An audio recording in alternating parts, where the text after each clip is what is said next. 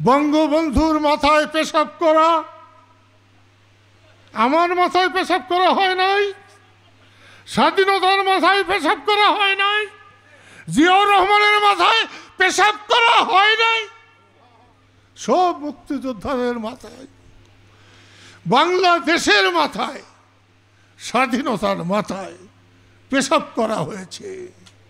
এর বিচার চাই, বিচার চাই, বিচার চাই।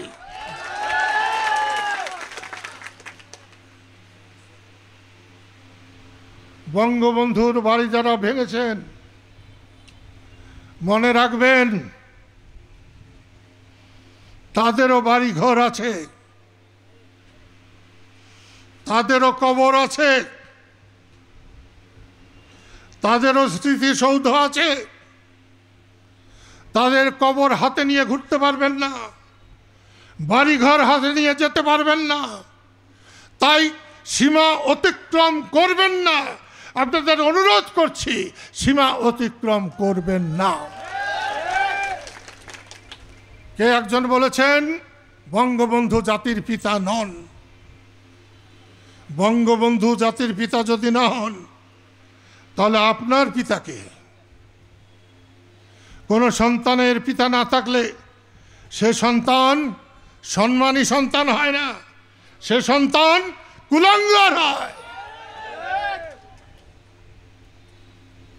একটু ভেবে চিন্তে বলবেন। আমি শুধুমাত্র একটা অসুবিধার জন্যে কিছু করতে পারছি না। যারা বৈষম্য বিরোধী আন্দোলন করেছেন, শেখ হাসিনার পতন ঘটিয়েছেন, আমি তাদের অন্তরের অন্তঃস্থল থেকে আমি তাদের সমর্থন করি।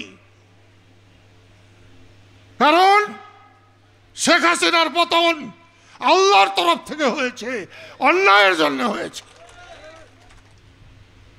আপনাদের মুরাদে শেখ হাসিনার পতন হয় নাই, জনগণ রাস্তায় নেমেছিল বলে শেখ হাসিনার পতন হয়েছে। কিন্তু শেখ হাসিনার বিরুদ্ধেও আপনারা যদি অন্যায় করতে যান, আমি কাদের সিদ্দিকী বেঁচে থাকতে তার বিরুদ্ধেও দাঁড়াবো। আইনানুগ তার বিচার করুন, তাকে শাস্তি দিন, মাথা পেতে নেব। আর শেখ মুজিব আর শেখ হাসিনাকে এক করে দেখবেন না। মুক্তিযুদ্ধ বাংলাদেশ আর শেখ হাসিনাকে এক করে দেখবেন না। যতদিন বাংলাদেশ থাকবে ততদিন জয় বাংলা থাকবে, ততদিন বঙ্গবন্ধু থাকবে, বঙ্গবন্ধু বাংলাদেশের পিতা থাকবে। শহীদ স্মৃতি উদ্যানে জয় বাংলা স্লোগান দেওয়ার কারণে কাকে কাকে গ্রেপ্তার করেছিলেন এই মাকড়ায় এইখানে দাঁড়িয়ে বলছি, আল্লাহ যদি আমাকে 2 বছর বাঁচিয়ে রাখে, যারা গ্রেপ্তার করেছে তাদেরকে গ্রেপ্তার করে 14 শিখের ভিতরে দিয়ে আমি আল্লাহকে সাক্ষী রাখলাম। অধ্যাপক ইউনূস, আপনাকে আমি খুব সম্মান করতাম। বঙ্গবন্ধুর বাড়ি ভেঙেছে, আপনি দেখেছেন। আপনার গ্রামীণ ব্যাংকের বিরুদ্ধে যখন সমস্ত সরকার, দেশের অসংখ্য মানুষ রুখে দাঁড়িয়েছিল, আমি কাদের সিদ্দিকী না দাঁড়ালে আপনার অর্ধেক গ্রামীণ ব্যাংক মাটির নিচে চলে যেত।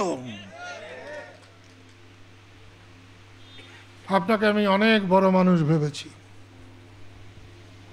আপনার 1 বছরের শাসনে আমি সেটা আর হৃদয় থেকে ভাবতে পারছি না। আপনাকে আবার আমি অনুরোধ করছি, আবার অনুরোধ করছি, ফেব্রুয়ারিতে ইলেকশন না দিলে আর ইলেকশন করাতে না পারলে শেখ হাসিনার চাইতে আপনার পরিণতি 10 গুণ খারাপ হবে। মুক্তিযোদ্ধাদের গায়ে হাত দেওয়ার চেষ্টা করবেন না।